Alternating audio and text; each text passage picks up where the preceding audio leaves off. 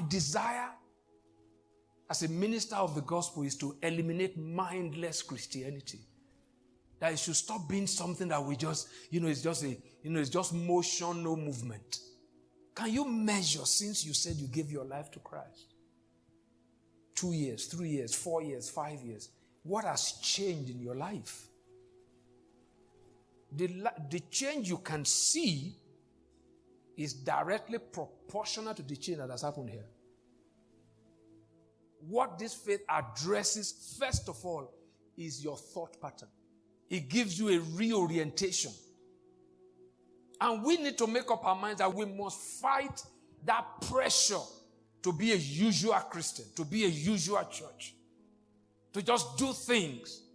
And the way it's going to come is to come to the reality that we are actively, in real terms, rediscovering the biblical Jesus. And we allow him reshape our view, our perception of all things. Because it's not how you start. It's how you stay in it. It's how you continue. Don't even talk about the end. Don't let your focus be on the end. Focus on the process. If you focus on the process, you will arrive at the end. Don't go to what you can control. Don't plan for rapture. Don't plan for death.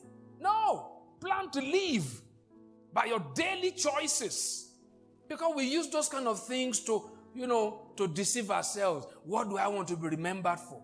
The only way to really say in real terms that you want to be remembered for something is what you are doing right now. It's what you are doing right now. Don't focus on the end. Don't focus on the thing that you don't understand. The secret things still belong to God. And you can be here, you can become Luke. And you can be here, you can become Demas. Demas at the time was a co-laborer with Paul. At the time, Paul said, Demas has forsaken me. He's left. But we want to bequeath, an authentic gospel. The power and the experience of being governed by God. And that was the experience that Adam had in Eden, right? Recorded briefly.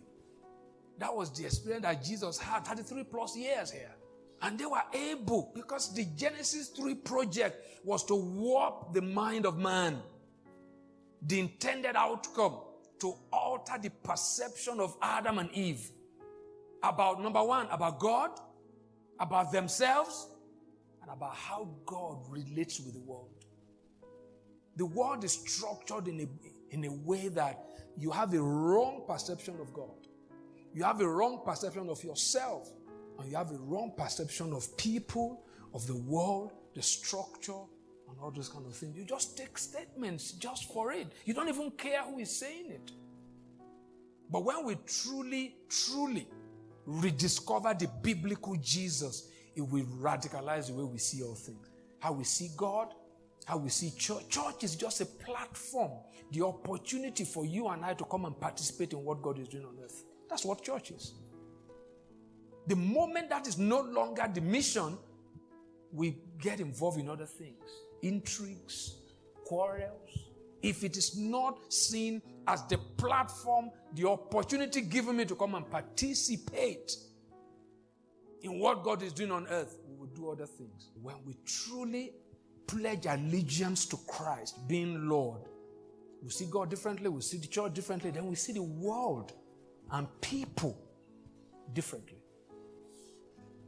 You see, if we're going to relate with the world, we need to learn how God relates with the world. God approached the world of people based on his personality. You see, God does not have love. God is love. Love is his nature. You cannot save who you don't know, right? And you don't love. The problem that I have with Christianity over the years is that when we see the world, we see a group of sinners who need saving. Right? But that's not how God sees it. God sees a generation, a mass of humans made in his image and loves them. That's when salvation makes sense. But how do you see the world? Does it line up with the way God sees the world? God's favorite question, what do you see? He He will show you something. What do you see? He always wants to see whether you see the way he sees. This message is from the Kingdom Citizens Pavilion, Jos, Nigeria.